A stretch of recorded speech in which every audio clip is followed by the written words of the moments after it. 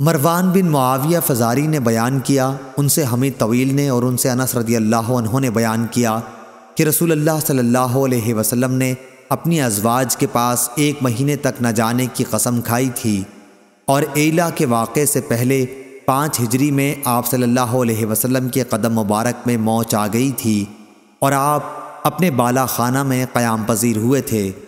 एला के मौके पर हज़रत उमर रज़ियल्लाहु अन्हु आए और अर्ज़ किया, या रसूलुल्लाह सल्लल्लाहु अलैहि वसल्लम, क्या आपने अपनी बीवियों को तलाक़ दे दी है?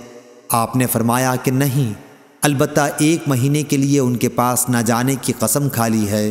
चुनाचा आप 29 दिन तक बीवियों के पास नहीं गए और 29 तारीख को ही चांद हो गया था, इसलिए आप बाला खाने से उतरे और बीवियों के पास गए। सही बुखारी हदीस नंबर 2469।